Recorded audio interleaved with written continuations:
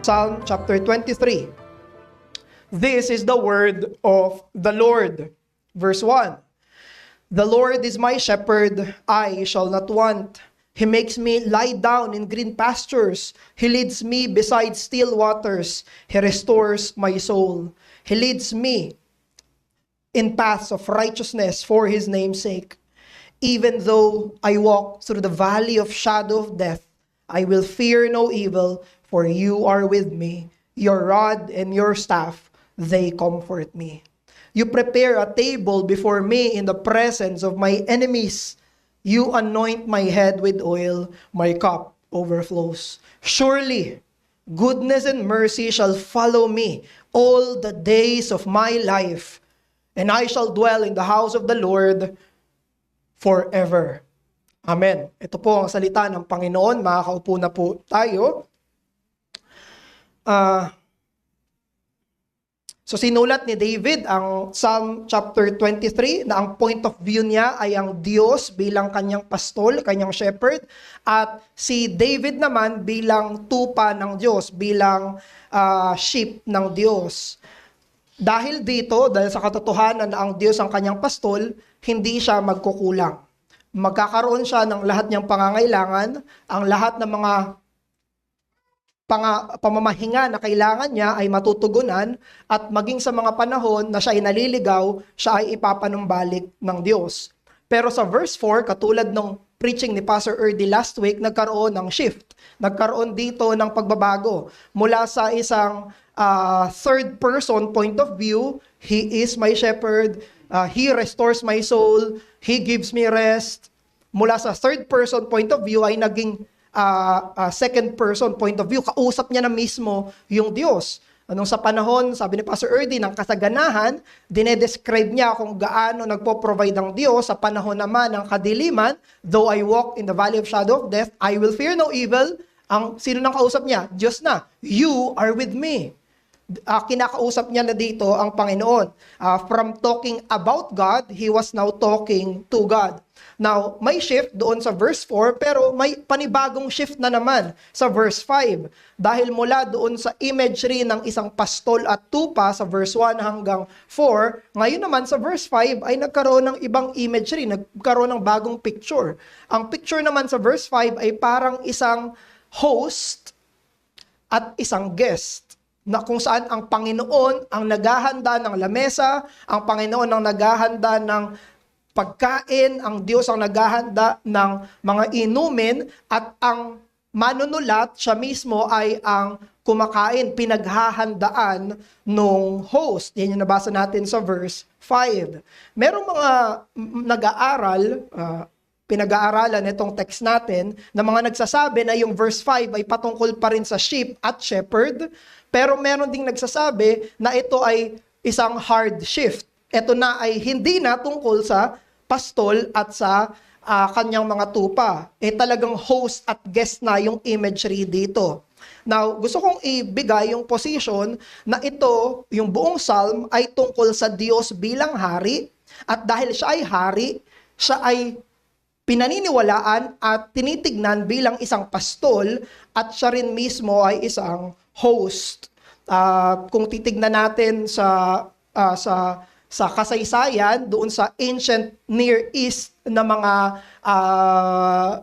kultura at mga tradisyon, mga customs, ang mga hari sa panahon nila ay tinuturing na mga pastol.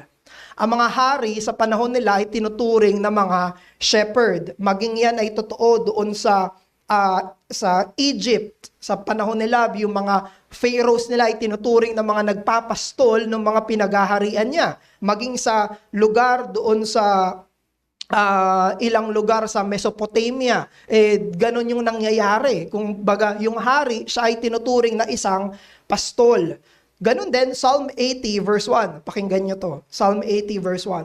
Give ear, O shepherd of Israel, you who lead Joseph like a flock, you who are enthroned upon a cherubim, shine forth. Tinuturing ang Diyos bilang isang pastol. Pero tinuturing ang Diyos bilang isang pastol sa kanyang paghahari. Yung pastol ay nakaupo sa trono. yung pastol ay nakaupo sa trono. At alalahanin din natin na si David sa Old Testament, nung inappoint siya ng Diyos bilang hari, siya ay inappoint bilang shepherd over Israel. Maraming texts. 2 Samuel 5:2, 7:7, 1 Chronicles 11 verse 2, Psalm 78 verses 70 to 72, Ezekiel 37 verse 24. Nung inappoint si David bilang hari, inappoint siya bilang pastol ng buong nasyon. Inappoint siya bilang shepherd ng buong nation. Kaya yung shepherd sa Psalm chapter 23 ay ang hari ng mga hari, siya ang Panginoon ng mga Panginoon, at siya yung Lord of Glory na dinedescribe mismo sa Psalm 24. Kaya naman, pag binasa natin yung buong Psalm 23, kailangan nating pansinin na ito ay tungkol sa Diyos bilang hari na nagpapastol.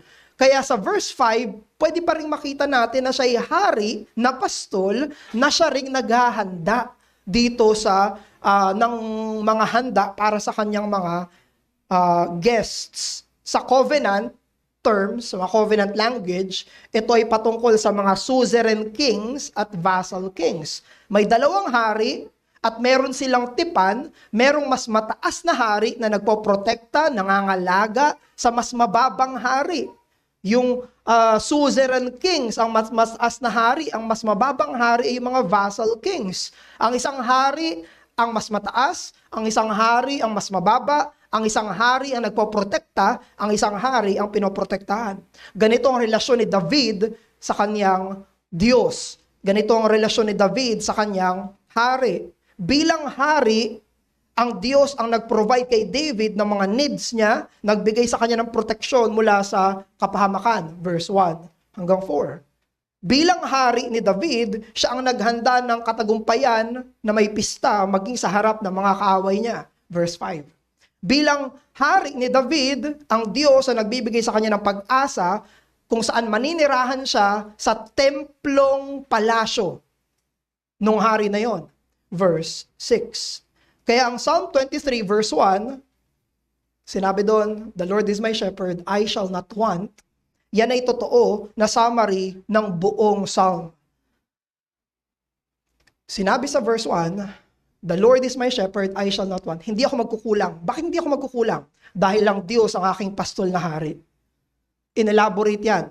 Bakit siya hindi ako magkukulang? Dahil sa verse 2, dahil sa verse 3, dahil sa verse 4, dahil sa verse 5, at dahil sa verse 6. Hindi ako magkukulang. Ito yung mga katibayan na hindi ako magkukulang. Dahil siya ang aking pastol na hari. I shall not want because God is my shepherd king. Siya ang aking hari. Kaya kami bilang mga pastor, kami tinatawag na mga under shepherds. Kami ay mga mas mababang mga pastol sa kanya na mas magiting na pastol. That's why we can confess this verse. Siya ang aming pastol kahit kami ay habang nagpapastol. Kaya kaya sabihin ni David na habang pinagpapastolan niya, leadership, yung kanyang nation, meron pa rin siyang pastol. At ikaw, asawang lalaki, habang pinagpapastolan mo yung asawang babae, meron kang pastol. Ikaw, tatay, habang pinagpapastolan mo yung buong mong pamilya, meron ka pa ring pastol. Ikaw bilang isang kapatid, bilang kapatid na babae, kapatid na lalaki, bilang asawang babae, bilang isang nanay, meron kang mga pinagpapastolan. Meron kang mga dapat na i-shepherd. At alalahanin mo na meron pastol na nasa taas mo. May pastol na nangangalaga sa iyo. Kung ikaw ay isang Kristiyano, merong nilagay ang Diyos sa balikat mo, merong nilagay ang Diyos sa buhay mo na kailangan mong i-shepherd. Merong mga tao sa paligid mo na inutusan ka ng Diyos na kailangan mong i-shepherd. At alalahanin mo na habang sineshepherd mo sila, meron kang dakilang pastol. You have a higher shepherd. You are just an under shepherd. At isa itong malaking kagalakan sa atin. There is something or someone God entrusted to you to shepherd. And as we shepherd them, we must remember that God shepherds us with a kingly kindness. Sa verse 5, dun sa pinaka-main verse natin, dahil lang Diyos ang ating hari, ang pagpapastol niya ay makahari. Dahil lang Diyos ay ang ating hari, ang pagpapastol niya sa atin ay makahari. Pinoprotektahan niya tayo mula sa mga kaaway at pinaghahandaan niya tayo ng malaking pista. Merong 3 character sa verse 5. Merong 3 character sa verse 5. andyan ang Diyos. Siya yung generous na hari, siya yung nagbibigay, siya yung naglalatag, siya yung naghahanda, siya yung host. Siya yung naglalagay ng maraming pagkain, naglalagay ng maraming inumin sa isang celebratory context. Character number 1. Ang character number 2 ay tayo. Tayo mismo, tayo naman ay tumatanggap, tagatanggap ng mga lavish na pagbibigay ng Diyos. Pangalawang character. At sino yung pangatlong character sa verse 5? Mga kaaway. Yung mga kaaway nakatingin lang habang hinahandaan tayo ng Diyos ng napakaraming pagpapala. You prepare a table before me in the presence of my enemies. Wala silang magawa habang hinahandaan ka ng Diyos ng lahat ng mga espiritual na pagpapalang ito. Kaya ito yung mensahe natin ngayong umaga. This is our message. Ang ating pastol na hari ang lubos na nagpala sa atin sa Ebanghelyo na hindi kayang alisin maging ng mga kaaway natin.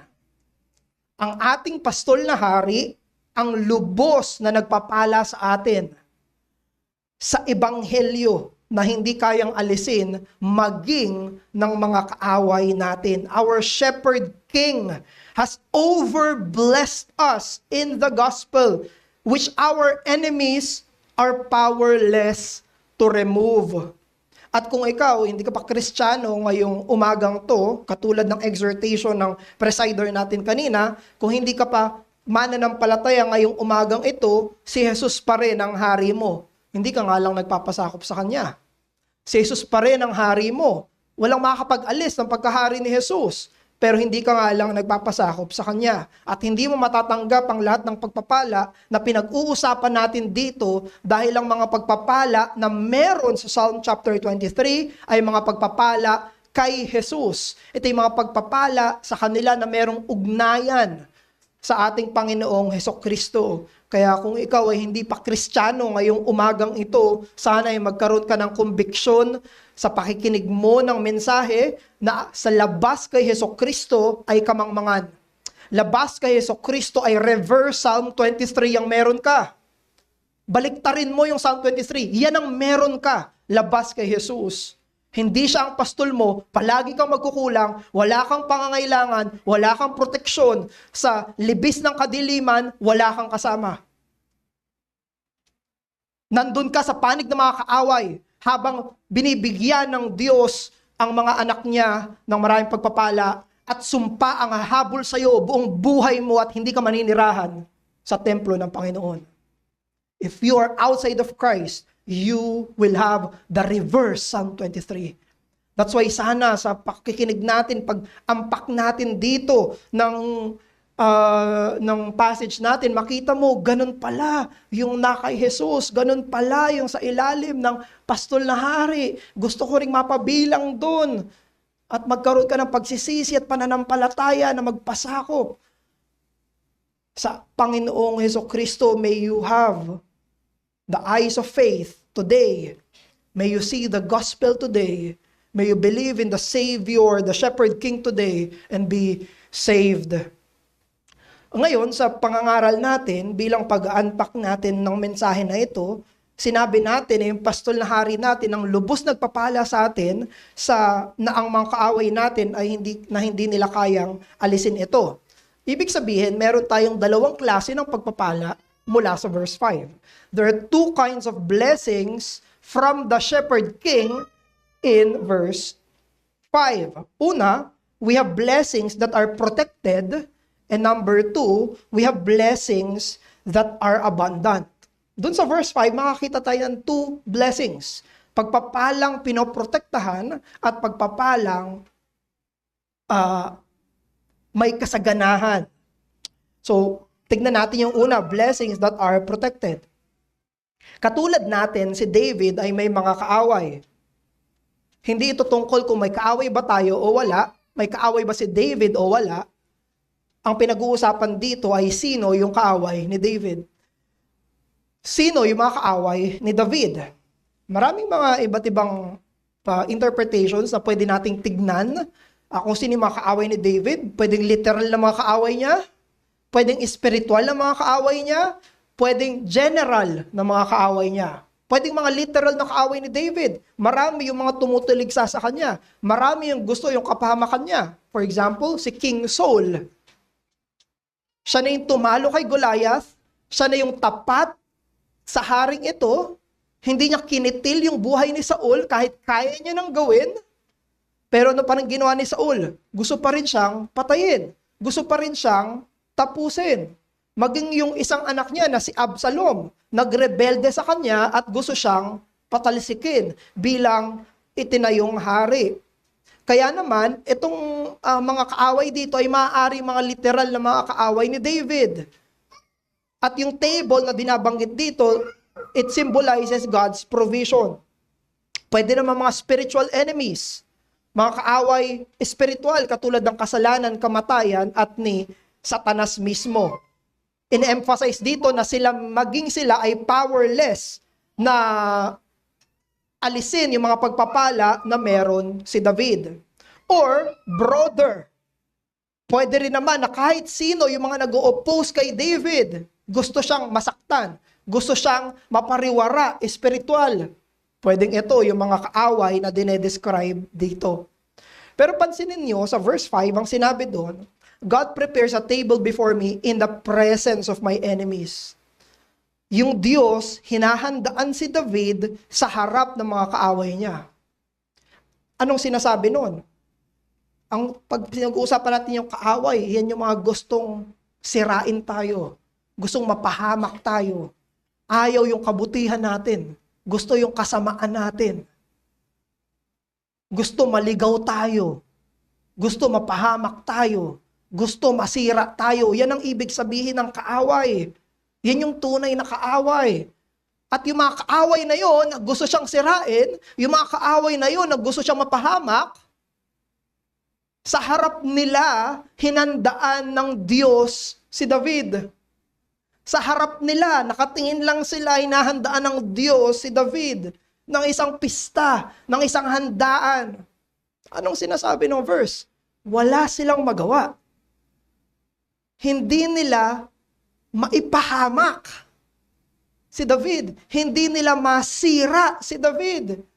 Yung gusto nilang kapahamakan, yung gusto nilang pagkasira ay hindi nila magawa dahil ang Diyos mismo ang nagbibigay kay David ng engranding pagpapala. The enemies cannot remove this no matter how hard they try and no matter how much they want. That's why no matter what, our enemies are powerless to remove the spiritual riches God lavished upon us in the gospel. Ano man ang mangyari, ang mga kaaway natin ay walang kakayanan na alisin ang mga espiritual na yaman na binuhos ng Diyos sa atin sa Ebanghelyo. Katulad ni David, tayo rin ay may mga totoong taong kaaway.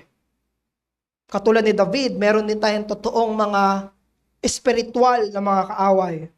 At katulad din ni David, tayong mga Kristiyano ay nasa panig ng Diyos kung saan pinagpapala tayo ng Diyos ng engranding mga espiritual na yaman na hindi kayang alisin ng mga kaaway. Pero totoo rin na hinahayaan minsan ng Diyos na kunin ng kaaway yung ibang mga pagpapala natin. May mga pagkakataon na hinahayaan ng Diyos na alisin ng mga kaaway maging yung mga ibang pagpapala natin. Pero ang hindi niya hinahayaang alisin ng mga kaaway natin ay yung ebanghelyong pagpapala. Maraming pagpapala sa buhay natin, God may allow the enemy to remove them from us. For us to lose them. For them to be removed from our lives.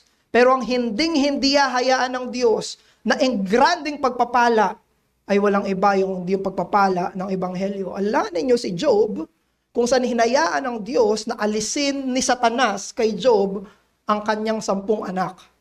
Hinayaan ng Diyos na alisin ng kaaway kay Job yung kanyang kalusugan. Alalahanin nyo na hinayaan ng Diyos na alisin ng kaaway kay Job yung kanyang kayamanan. Isipin nyo, inalis sa kanya ang pamilya, inalis sa kanya ang kalusugan, napaka-grabing sakit yung meron siya. At hinayaang alisin ng Diyos, ng kaaway, yung kanyang kayamanan. Lahat ng ipon niya, lahat ng pinagpundar niya, lahat ng pinagpaguran niya, mula dati hanggang sa kanyang pagtanda, wala na. May mga pagkakataon na hinayaan ng Diyos. Pero, ang hindi hinayaan ng Diyos na alisin sa kanya ay ang kanyang pananampalataya. Ang hindi nawala kay Job ay ang kanyang pananampalataya. Ang hindi nawala kay Job ay ang kanyang pagsamba. Sa Bagong Tipan, Matthew 10 verse 28, sabi ni Jesus, "Do not fear those who kill the body, but are not able to kill the souls." Meron mga kaaway na gusto tayong patayin. Na gusto tayong mamatay. Na gusto tayong mapahamak. Pero ang sabi ng Panginoong Jesucristo, huwag kayong mag-alala. Hanggang katawan lang ang kaya nila. Napakalimitado ng kaya nilang alisin sa'yo. Ang kaya lang nilang alisin sa'yo ay ang physical mong buhay. Pero hindi nila kayang gawin ay patayin ang kaluluwa mo. They cannot remove from you your soul. They cannot remove from you your faith. They cannot remove from you the gospel. Si David ay napakaraming bagay sa buhay niya, yung mga nawala na sa kanya. Alam ito ni David. Nawala sa kanya ang misis niya, si Michal. Binigay ni Saul sa ibang malalaki. Namatayan siya ng isang sanggol. 2 Samuel verse 12, anak niya kay Bathsheba. Namatay din ang kanyang anak na si Amnon. Dahil si Amnon pinatay ng isa pa niyang anak na si Absalom. Dahil itong si Amnon ay ni-rape yung kanyang kapatid na si Tamar. Sipin niyo, ang laking nawala kay David. Anak niya, pinatay yung isa niya pang anak dahil ni-rape yung isa niyang anak. Namatay din si Absalom dahil nagrebelde sa kanya, namatay sa rebelyon. Itong si David, namatayan pa siya ng isa pang anak, si Adonijah. Dahil si Adonijah ay gustong kunin yung trono kay Solomon. Namatay din ang kanyang mentor, tinitingala, si Saul. Nawala sa kanya. Ang best friend niya na si Jonathan, namatay din. His dear friend. Nawala rin kay David ng maraming beses ang bahay niya dahil nagtatatakbo siya para sa safety. Hinahabol siya ni Saul. Hari na siya, hinahabol naman siya ng anak niya na si Absalom. Alahanin niyo na itong David na to, na napakaraming nawala sa buhay niya ang sumulat ng Psalm 23. Napakaraming nawala sa kanya, pero sinulat niya, "You prepare a table before me in the presence of my enemies. You anoint my head with oil. My cup overflows." Ibig sabihin, ang tinuturo ng Psalm 23 ay divine protection, divine provision, but not an easy life. Hindi sinasabi ng Psalm 23, madali ang buhay. Hindi sinasabi ng Psalm 23, walang problema. Hindi sinasabi ng Psalm 23, okay lang ang lahat. Sinasabi ng Psalm 23, andyan ang Diyos na nagpapala, espiritual. Hindi hinahayaan na alisin yung lahat ng espiritual na kasaganahan na ibinibigay sa atin na hindi kayang alisin ng kaaway. That's why you take heart. Take heart. Because we may lose many dear things in this life, but not our dearest salvation. Magpakatatag ka, Kristiyano, dahil maraming mawawala sa iyo sa buhay na to, pero ang hindi mawawala sa iyo ay ang kaligtasan. Ang hindi mawawala sa iyo ay ang ebanghelyo. Nitong mga past few weeks lang, nabalitaan natin yung isang national, nagkaroon ng national problem yung GCash. Kung saan sobrang dami mga accounts yung sabi nila na hack, pero nagkaroon lang daw ng internal issue, sabi ng GCash. Marami, maging mga artista, nawalan ng mga pera nila, nakaltasan ng 2,000. Ang daming nawalan. Sabi nung DICT, Department of Information and Communications Technology, na Undersecretary, si Jeffrey Ian D., sabi niya, tungkol sa GCash, they should also invest heavily in the process and their technology, not only for security, because if it is true that this is due to reconciliation of accounts, they should make sure that this does not happen again. Sabi nitong DICT Undersecretary, dapat daw paigtingin palalo ng GCash yung security nila. Kailangan daw paigtingin palalo ng GCash na hindi mawawala ng pera yung mga nagbigay sa kanila ng pera. Pero this kind of event shows us two realities. Na napakaraming bagay sa buhay natin ang pwedeng mawala ng isang iglap lang. Kahit saan mo ilagay pera mo. Gusto mo, huwag mo ilagay sa bangko, sa bahay mo lang. It can vanish. Gusto mo ilagay mo sa pinaka-secured na bangko, sobrang tagal na nila. Will you say, ultimate security na yan, hindi mawawala yan? No. Lalagay ko sa insurance para talagang hindi mawawala. Are you sure? Meron ba dito sa buhay na to na ilalagay mo yung isang bagay na sigurado kang hindi mawawala? Nothing. All things in this world are sinking sand. All things in this world are sinking sand. Pero hindi lang yun ang nakikita natin dito, kung hindi ganun din nakikita rin natin na merong mga masasamang tao, merong mga scammer, merong mga gusto ay kapahamakan ng iba para sa benefit nila. Merong totoong mga kukunin yung meron ka para sa personal nilang benepisyo. That's a reality. Pero yan din yung sinasabi ng Psalm 23 verse 5. Sinasabi ng Psalm 23 verse 5, maraming pwedeng mawala sa'yo. May mga kaaway na nandyan, nag-aabang para alisin yung mga meron ka. Pero anong meron tayo? Anong comfort natin? Ang comfort natin ay merong pagpapala na nakahanda sa atin na hindi nila kailanman kayang kunin. Merong hindi kayang alisin ng scammer sa'yo, Kristiyano. Merong kayang hindi alisin sa'yo, maging ni Satanas, maging ng mundo, maging ng lahat ng mga espiritual na kaaway. At ano yon? Ang kaligtasan.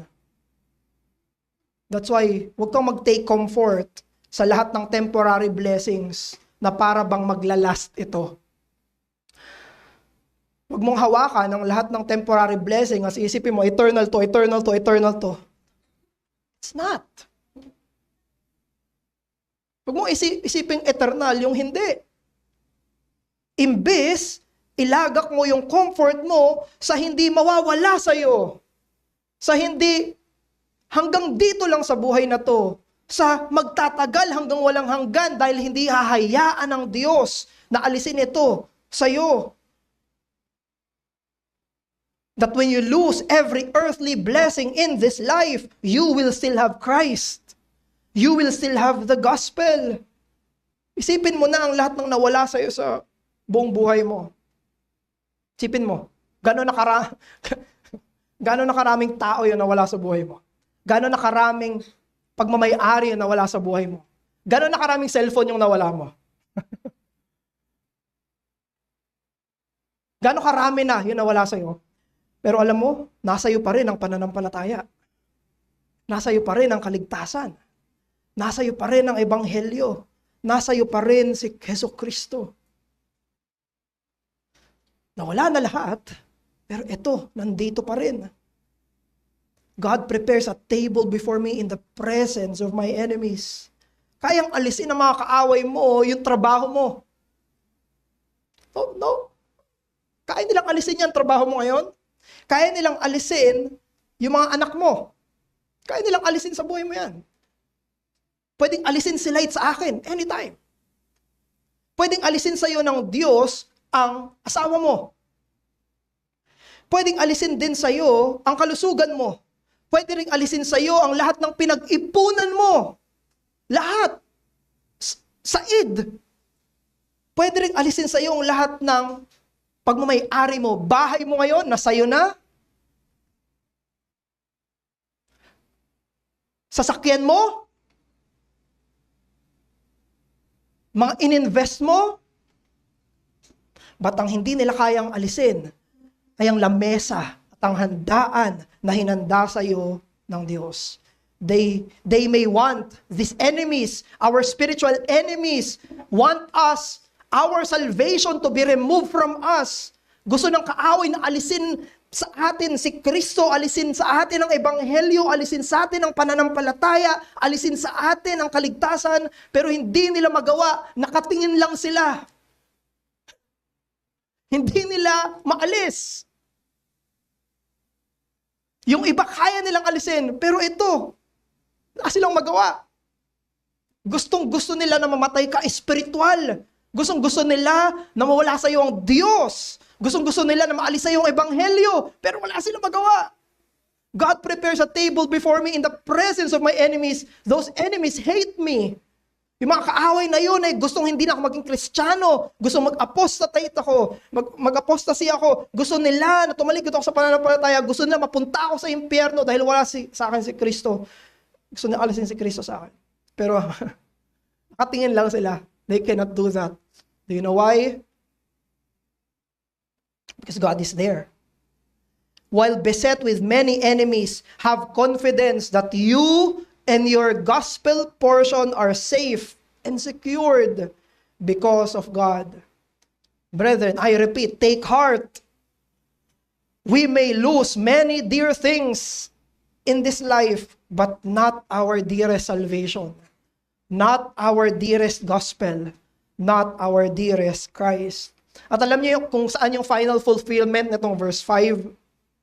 Sa Judgment Day. Sa Judgment Day. Kasi sa Judgment Day, ipaghihiwalay na ng Diyos yung tupa at yung kambing. Ando na si Satanas at yung mga bulang propeta at mga demonyo. At sa harap ng lahat, i-consummate na ng Diyos yung ebanghelyong pagpapala niya sa atin. I-declare ng Diyos, ikaw ay anak ko, ikaw ay pinatawad ko, ikaw ay buburahin ko na lahat ng kasalanan mo, hindi ka na magkakasala, at welcome to the joy of your master. Habang yung mga kaaway, nakatingin lang.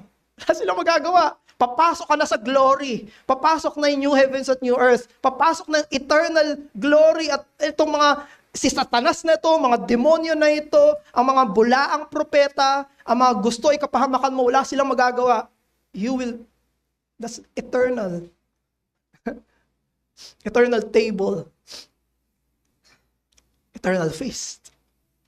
Sa Judgment Day, it's happening right now. Hindi nila kayang alisin yon. Pero yung ultimate consummation ng verse 5 ay doon sa pagparito ni Jesus. Nakatingin lang ang lahat ng kambing. Nakatingin lang ang lahat ng bulaang propeta. Hindi nila kayang alisin ang kaligtasan at ebanghelyo. Pangalawa, hindi lang yung verse 5a ay blessings that are protected, but blessings that are abundant. Mga pagpapala na sagana. Sa ancient custom ng hospitality at respect nila, nilalagyan nila ng oil yung ulo ng mga guest nila. Pag may bisita na esteemed, mataas talaga yung turing, nilalagyan nila ng oil yung ulo ng mga bisitang iyon. Kaya sinabi dun sa verse 5, you anoint my head with oil. Hindi ito anointing na ordination sa king, hindi rin ito anointing sa death, ito ay anointing ng guest. Pinaparangalan kita. Kaya alam nyo, sabi ng ibang mga modern thought for thought na translation, for example, yung today's English version, sabi doon, you welcome me as an honored guest by rubbing my head with oil. So, tinranslate nila yung verse 5 na gano'n na yung sense. Ganon din sa New Living Translation, sa NLT. Sabi sa verse 5, you honor me by anointing my head with oil. So may sense na ng ino-honor sa pamamagitan ng pag-anoint with oil. Sinabi rin doon sa verse 5, my cup overflows. Yung kanyang tasa sa handaan, nag-uumapaw, hindi kulang, hindi puno, nag-uumapaw. Sinasabi, it runs to the brim. Pinapakita nun yung generosity ng host ng Diyos sa kanya. He is generous and he is a bountiful benefactor. Kabaliktaran ng Diyos yung Pharisee na nag-welcome kay Jesus. Kasi nung winelcome ng isang Pariseo si Jesus sa bahay niya, ang sinabi sa Luke 7:46, kasi yung Pharisee na yun, in-invite niya si Jesus, pumunta si Jesus, merong isang babae na nilagyan niya ng oil yung paa ni Jesus at ginamit niya yung buhok niya bilang pang-anoint. Naalala niyo yun? Yun yung Luke 7:46. Ang sabi ni Jesus, you, Pharisee, did not anoint my head with oil, but she has anointed my feet with oil. So hanggang New Testament, andun pa rin yung kultura na kapag merong guest, ina-anoint yung ulo with oil. At nagpapakita ito ng generosity, nagpapakita ito ng pag-honor, pagpapakita ito ng mataas na pagpaparangal. At sa verse 5, sino yung nag-anoint? Diyos. Sino yung anoint? Si David. Kaninong tasa yung overflowing? Kay David. Sino nagbigay? Ang Diyos. Nakikita natin dito, ito yung ebanghelyo. Ito yung ebanghelyo na sagana. Sa labis-labis na kagandahan na natatanggap natin sa ebanghelyo. Nakikita natin yung Diyos bilang mapagbigay. Kanyang pagkabukas palad at yung kanyang kabutihang loob. In the superabundance of our portion in the gospel, we see God's character of generosity and benevolence. Ang cup ni David ay hindi half empty or half full. Yung cup ni David ay hindi half empty or half full. Yung cup ni David, it's not even full. Yung cup ni David ay overflowing. Yung cup ni David ay nag-uumapaw. Na kahit nakita ni David yung buong buhay niya, na mayroong mga pagdurusa, nakita ni David yung sarili niya na maraming pighati, nakita ni David na yung sarili niya, yung buhay niya, na puno ng troubles, pero nung tinignan niya yung cup, sabi niya pa rin, my cup overflows. Hindi kulang ng kabutihan yung Diyos sa akin. Hindi kulang ng pagpapala yung Diyos sa akin. Nag-uumapaw. Apaw ng apaw, ng apaw, ng apaw, ng apaw, ng apaw. Yung pagpapala ng Diyos sa kanya. Hindi niya sinabi na kulang. Hindi niya sinabi na sapat. Sinabi niya, sobra. Sobra, sobra akong pinagpala ng Diyos. Napaka-realistic ni David. At yung pagiging realistic niya ay isang pagiging gospel realistic, gospel realism. Brethren, we should do likewise. Kung isa'y Kristiyano, kailangan mo i-confess ito. Kailangan mo makita to. Kailangan mo i-cultivate yung appreciation at gratitude mo sa overflowing blessing na meron ka na sa ebanghelyo. Meron ka ng ebanghelyo. Meron ka ng ebanghelyo. Meron ka ng ebanghelyo sa buhay mo at bilang isang mananampalataya, alalahanin mo, ang meron ka ay hindi lang sapat. Understand this? Kung ikaw ay Kristiyano, ang meron ka ay hindi sapat. Pwede mo sabihin, sapat lang meron ako, sapat lang meron ako, sapat lang meron ako. No. Ang meron ka ay sobra-sobra. Sobra-sobra. Hindi puno. Ang meron ka ay hindi puno. Ang meron ka ay umaapaw. Ang meron ka sa buhay mo ay hindi lang sapat, kung hindi abundance. Sobra-sobrang pagpapala ang binibigay sa iyo ng Diyos. Kapag tinuloy-tuloy ko pa itong mga pananalita na ito, magtutunog prophetic gospel na ako dito. Pero ang katotohanan na yon ay totoo yon sa espiritual na mga konteksto, sa espiritual na pagpapala. Dahil yun ang katotohanan. Yung espiritual na pagpapala sa atin ay nag-uumapaw. Yung espiritual na pagpapala sa atin ay hindi sapat, kung hindi sobra-sobra. John chapter 10 verse 10, He came to give us abundant life. Ang binigay niya sa atin ay sobra-sobra na pagpapala, hindi dahil meron kang maraming kotse, maraming bahay, maraming kondo, maraming TV, maraming computer, maraming pera, maraming ipon. Hindi yun ang basihan. Ang basihan ay dahil meron kang Kristo. Dahil meron kang Kristo, nag-uumapaw yung pagpapala mo. Dahil si Kristo ay nag-uumapaw na pagpapala ng Diyos sa iyo. Nung ibinigay niya sa iyo ang Panginoong Jesus, you have that abundant life. Isipin niyo, binigyan tayo ng Diyos ng isang kopa na nag-uumapaw sa pagpapala. Yan ay very big deal. That's a very big deal. Bakit? Dahil ang binigay natin sa Diyos ay isang kopa rin na nag-uumapaw. Alam niyo yung binigay natin sa Diyos? Na kopang umaapaw, kasalanan.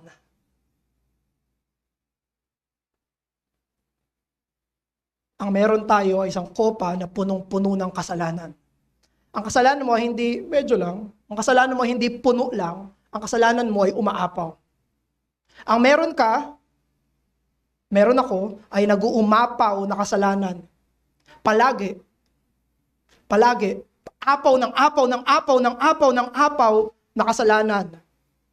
Marami sa mga commentators ang nag-iisip na sinulat to ni David later sa years ng buhay niya. At alalahanin niyo ang lahat ng kasalanan na ginawa ni David. Si David ay hindi isang flawless character. Yung sumulat ng Psalm 23 ay isang mamamatay tao. Yung sumulat ng Psalm 23 ay isang mangangalunya. Nakipagtalik siya sa hindi niya asawa. Tapos pinatay niya yung asawa. Yung sumulat ng Psalm 23 na sinasabi niya my cup overflows, isa itong makasalanan. Isa itong sinungaling. Yung sumulat ng Psalm 23 ay isang makasalanan. Nung binalikan niya yung buhay niya, hindi niya lang nakita, punong-puno ako ng kapigatian ko, punong-puno ako ng troubles. Nung binalikan niya yung buhay niya, punong-puno ako ng kasalanan. Hindi lang ako isang problemadong tao, isa akong makasalanang tao. Ako'y tao na lumabag sa batas ng Diyos. Ako'y pinanganak at ipinaglihi sa kasalanan. Kaya pag binasa natin yung Psalm 23, huwag nating isipin na sarili, tupa ko.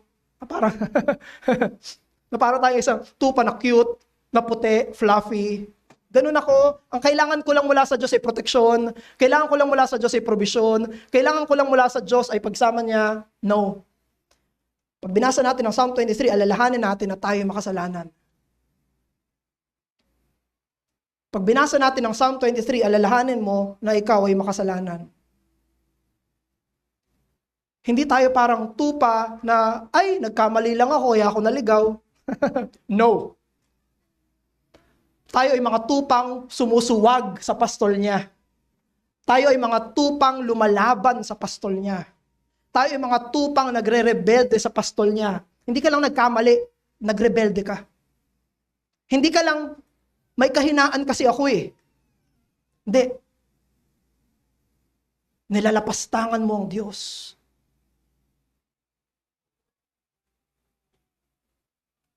Pero bakit may overflowing cup of blessing? Bakit makasalanan tong David na to, pero bakit may overflowing cup of blessing? Bakit tayo, ang dami nating kasalanan, bakit ang binigay pa rin sa atin ng Diyos, may cup overflows? Alam niyo kung bakit? Dahil sa krus. Dahil sa krus. Bakit punong-puno yung kopa natin ng kasalanan, pero binigyan pa rin tayo ng kopang umaapaw sa pagpapala? Dahil, alam niyo kung bakit? Dahil ininom na ni Jesus ang buong puot ng Diyos. Yung ininom ni Jesus na kopa ay isang kopa ng puot ng Diyos. Because Jesus drank all the wrath of God. Lahat ng puot at galit ng Diyos, ngayon ang iniinom mo, ang kopa na meron ka, ay isang kopa ng pagpapatawad, kopa ng pagyakap, kopa ng walang hanggang pagpapala, kopa ng ebanghelyo. Kahit na tayo ay palaging nagkukulang, hindi tayo nagkukulang. Kundi binigyan pa nga tayo ng nag-uumapaw na kopa. Sa verse 1, hindi ako nagkukulang kahit na palagi kang nagkukulang sa Diyos. Palagi tayo nagkukulang sa Diyos, pero sasabihin mo pa rin, hindi ako nagkukulang. Bakit? Hindi nagkukulang, nag-uumapaw pa yung pagpapala sa Diyos dahil kay Jesucristo. Because Jesus died on that cross, we can receive the abundance of grace in the gospel. You remember this. Lahat ng pagpapala ng Psalm 23 ay may kabayaran. Lahat ng pagpapala ng Psalm 23 ay tinatanggap mo bilang makasalanan. Na tinanggap natin ito dahil namatay si Jesucristo, merong pinarusahan, merong namatay para tayo'y mabuhay, merong sinumpa para tayo'y pagpalain. Sa kanyang devotional, Morning and Evening ni Charles Spurgeon, nagkwento siya tungkol sa isang istorya ng isang matandang babae na nakatira sa parang kubo. Na wala siyang kahit ano kung hindi kaunting tinapay at tubig. At sa kwento ni Spurgeon, nung nagpe-pray na yung babae, para sa pagkain niya, yung matandang babae, sabi niya, "What? All this and Christ too?"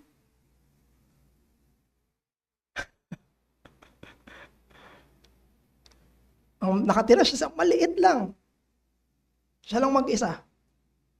Meron siya tinapay lang sa tubig. Tapos sabi niya, "Ano?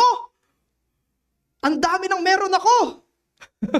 May tinapay na ako, tapos may Kristo pa ako. Ano to, Joe? Ay, grabe naman to, Panginoon. Bakit sobra-sobra yung binigay mo sa akin?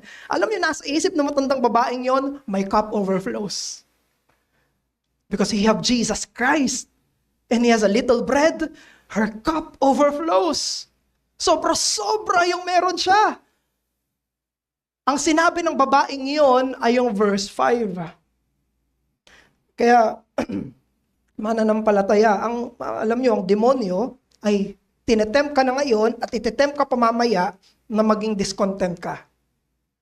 At tinetempt ka na ngayon at itetempt ka ulit mamaya na maging hindi ka mapagpasalamat.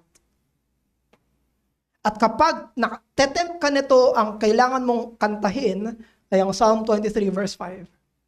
Ang kailangan mo i-confess ay ang Psalm 23 verse 5 na ang Diyos ay sobrang grabing pagpapala at pagkamapagbigay yung binigay sa iyo. At you should cultivate that gratitude. You should sing that gratitude. You should praise God for His generosity. Ang kanta natin, ang awit natin at ang kumpisal natin ay ito. God prepares a table before me in the presence of my enemies. He anoints my head with oil and my cup is enough. Yun ba yun? No, my cup overflows. Ang meron ako hindi sapat. Ang meron ako hindi kulang.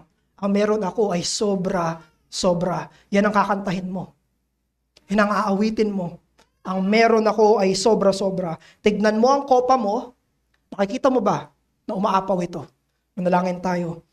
Ama namin, maraming salamat po sa Psalm 23 verse 5, inihiling namin, O Diyos, ang iyong mabuting iluminasyon, conviction na magtuturo sa amin na tumingin lalo sa iyo at sa iyong bugtong na anak na si Jesus. Makita namin, O Diyos, na kami ay sobrang pinagpala at yung pagpapala ng Ebanghelyo ay walang makakakuha sa amin at ito ay sobra maging sa pagkamakasalanan namin. Maraming salamat po aming Ama. Hayaan niyo po na itong Psalm 23 ang maging awitin namin, ang maging kanta namin, ang maging confession namin. We praise you, O our God. You are our kingly shepherd.